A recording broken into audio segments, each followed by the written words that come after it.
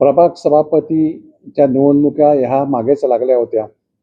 निवडणुका झाल्या, प्रभाग रचना झाल्या, सभापती पदाच्या निवडणुका सन्माननीय कोकण कमिशनर साहेबांनी लावल्या होत्या. पण अचानक त्या रद्द करण्यात आल्या. सन्माननीय आमदारांनी त्याच्यात ऑब्जेक्शन घेतलेलं असल्याकारणाने या सगळ्या निवडणुका रखडलेल्या आहेत. त्यामुळे मोठ्या प्रमाणामध्ये 9च्या 9 प्रभागामध्ये जी कामं आहेत ती सगळी अडलेली आहेत. पावसाळा तोंडावर आलेला आहे आणि जी कामं अत्यावश्यक होती, जी होण्यासारखी होती प्रभागाच्या माध्यमातून, ती सगळी रखडलेली आहेत. त्यामुळे पावसाळा तोंडावर आला आहे, त्यात आता आचारसंहिता लागला आहे. त्यामुळे अनेक समस्यांना प्रभागातील लोकांना तोंड द्यावं लागतं आणि या पावसामध्ये मोठ्या प्रमाणामध्ये ती समस्या निर्माण होणार आहे. त्यासाठी आम्ही त्यांना सहकार्य करा अशी विनंती देखील केलेली आहे. परंतु त्यांच्याकडनं योग्य तो प्रतिसाद अजूनपर्यंत मिळालेला नाही आणि सगळीच कामं प्रभाग समितीचे सभापती न बसल्यामुळे मोठ्या प्रमाणामध्ये अडकलेली आहेत. पावसाळ्याची जी छोटी छोटी कामं आहेत का ज्यामुळे पावसाळ्यामध्ये समस्या निर्माण होऊ शकतात, ती होणं गरजेचं होतं. तो सगळ्याचा सगळा भार हा मुख्यालयावर होतो आणि त्यातच अधिकाऱ्यांचा कर्मचाऱ्यांचा वेळ त्याच्यात जातो. तर निश्चित अशी सभापती पदाची निवडणूक न झाल्यामुळे, प्रभाग समिती स्थापन न झाल्यामुळे मोठ्या प्रमाणामध्ये कामं अडकलेली आहेत.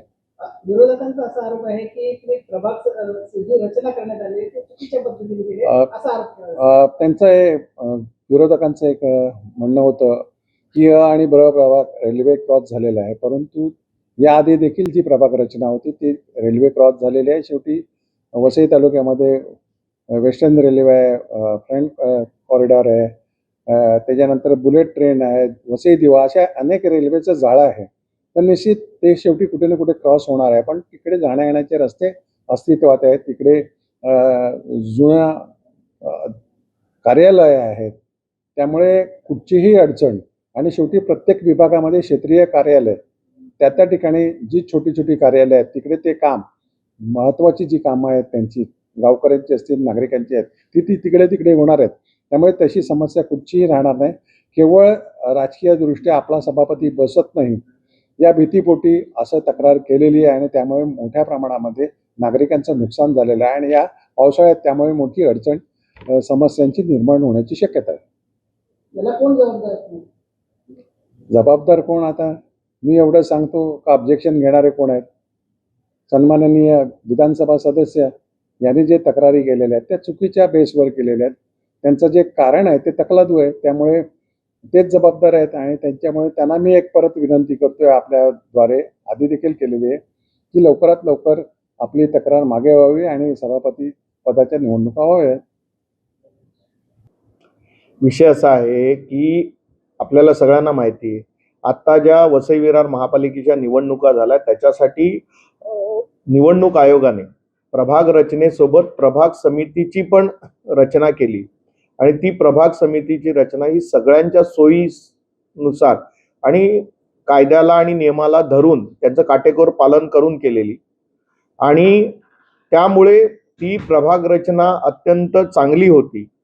असं असताना बहुजन विकास आघाडीने आपल्या बहुमताच्या जोरावरती आपल्याला पाहिजे त्या पद्धतीने आणि लोकांसाठी प्रचंड गैरसोयीची ही प्रभाग रचना तयार केली आणि त्या प्रभाग रचनेला आम्ही महासभेमध्ये सुद्धा विरोध केलेला आणि आमच्या दोन्ही आमदार तसंच मी स्वतः संबंधित आमच्या राज्यमंत्री माधुरीताई असतील, उपमुख्यमंत्री एकनाथ शिंदे साहेब असतील किंवा मुख्यमंत्री देवेंद्रजी असतील यांच्याकडे लेखी तक्रार या संदर्भात केलेली आणि हे सगळं म्हणजे तुम्ही विचार करा की जी चांगली रचना होती ती तोडून तुम्हाला सोयीची व्हावी आणि लोकांना त्रासदायक व्हावी अशी रचना केल्यामुळे राज्य सरकारला सुद्धा त्याच्यामध्ये त्रुटी आढळल्या. त्यांच्या लक्षात आलं की ही रचना चुकीची आहे आणि त्यामुळे राज्य सरकार त्याच्यावरती राज्य सरकारने सन्माननीय आयुक्तांना या संदर्भात विचारणा केली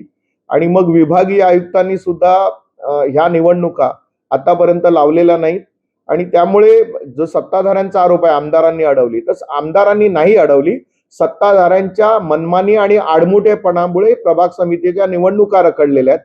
यांनी इतकी वर्ष जी मनमानीपणा केला ज्या पद्धतीची मनमानी केली ती मनमानी पद्धत आता भारतीय जनता पक्ष चालू देणार नाही. आम्ही जनतेचे पहारेकरी म्हणून या ठिकाणी आहोत आणि लोकांना ज्या ज्या ठिकाणी त्रासदायक होईल, लोकांना त्रासाचं होईल असा कुठलाही निर्णय, कुठलाही ठराव आम्ही महापालिकेत होऊ देणार नाही. आणि तो जर बेकायदेशीरपणे या लोकांनी करण्याचा प्रयत्न केला तर शेवटी राज्य सरकारकडे कलम 451 अन्वये आपल्याला दाद मागता येते. त्याच पद्धतीने ही सगळी प्रोसेस सुरू आहे. परंतु ह्या दोघांच्या भांडणामध्ये लोकांची जी कामं आहेत ती रखडली आहे. येत्या आता पावसाळा आलेला आहे, त्यामुळे लोकांना याचा त्रास सहन करावा लागणार आणि याचं जबाबदारी जी आहे ती विरोधी पक्षामुळे होणार आहे असं महापौरांचा आरोप आहे. बघा कसं आहे की लोकांना 5 वर्ष त्रास सहन करावा लागणार आहे. जर ही आत्ताची जी प्रभाग रचना आहे सत्ताधाऱ्यांनी केलेली ती जर अशीच लागू झाली तर लोकांना 5 वर्ष प्रचंड त्रास सहन करावा लागणार आहे. त्यामुळे आता जो लोकांचा त्रास होतो किंवा महापौर जे सांगतात किंवा सत्ताधारी जे सांगतात लोकांना त्रास होणार आहे, लोकांना त्रास देण्याचं काम बहुजन विकास आघाडीने केलेलं आहे. आणि त्यामुळे जर त्यांना लोकांची जर एवढी फिकीर असेल तर त्यांची जबाबदारी आहे ना की निवडणूक आयोगाने केलेली रचना त्यांनी कुठल्या आधारे बदलली. निवडणूक आयोग बेकायदेशीर काही काम करतं का? आणि अशा वेळेला लोकांना त्रास 5 वर्ष त्रास होण्यापेक्षा आणि हा त्रास लोकांना असण्यापेक्षा सत्ताधाऱ्यांमधले जे इच्छुक सभापती पदाचे उमेदवार आहेत त्यांची जी भुणभुण आहे सत्ताधाऱ्यांच्या पाठी आहे. त्यामुळे सत्ताधाऱ्यांना त्रास होतोय, लोकांना जो त्रास होणार आहे तो 5 वर्ष त्रास जो होणार आहे तो आम्ही आता थांबवतोय. त्यामुळे सत्ताधाऱ्यांनी आता तरी जी त्यांची जी इतक्या वर्षाची मनमानी करण्याची पद्धत आहे थांबवावी. त्यांनी असं म्हटलंय की या ठिकाणी जे सभापती पद जे आहे ते तुमच्या पक्षाला मिळणार नाही म्हणून तुम्ही विरोध करताय. नाही नाही, मुळात बघा ज्या तुम्ही जर नियमानुसार गेलात तर सभापतीपद जी भारतीय जनता पक्षाचं बहुमत आहे त्या ठिकाणी मिळणारच आहेत. पण तुम्ही केवळ तुम्हाला सभापतीपद मिळायला पाहिजेत म्हणून चित्रविचित्र रचना करणार असाल, लोकांना त्रास होणार असेल तर भारतीय जनता पक्ष बघ्याची भूमिका घेणार नाही. तुम्हाला एकच उदाहरण देतो. विरार पश्चिमेला 2 प्रभाग आहेत, प्रभाग क्रमांक 2 आणि प्रभाग क्रमांक 5. आता तुम्ही विचार करा की हे दोन्ही लागून असलेले प्रभाग हे एकाच प्रभाग समितीमध्ये जाणं अपेक्षित असताना 2 नंबरचा प्रभाग हा पूर्वेकडच्या प्रभाग समितीमध्ये आणि 5 नंबरचा प्रभाग हा 4 नंबरचा प्रभाग जो आहे तो पश्चिमेला आणून 5, 4 आणि 12 म्हणजे पूर्वेच्या लोकांना पश्चिमेकडे आणायचं, पश्चिमेच्या लोकांनी पूर्वेकडे जातो. अशा पद्धतीची विचित्र रचना. नालासोपारा स्टेशन जवळच्या लोकांनी पेल्लारला जायचं, त्यानंतर आचोळ्याकडच्या जो मॉल आहे त्या मॉलकडच्या लोकांनी जायचं वालिवला आणि म्हणजे जी प्रभाग समिती जवळ आहे ती सोडून लोकांना 10-10 किलोमीटर लांब प्रवास करायला लावायचं. हा सगळा जो प्रकार आहे केवळ आणि केवळ आपल्या लोकांना सत्तापदावर बसवण्यासाठी हे सगळं सुरू आहे. त्यामुळे आता इतकी वर्ष मनमानी चालली, आता मनमानी करता येत नाही. त्यामुळे आता जी सत्ताधाऱ्यांचं फ्रस्ट्रेशन आहे त्यांनी ते फ्रस्ट्रेशन विरोधकांवरती काढण्यापेक्षा आपल्या चुका मान्य करून जी आदर्श प्रभाग रचना झालेली आहे प्रभाग समितीची रचना ती मान्य करावी, हा सगळा प्रश्न सुटू शकतो.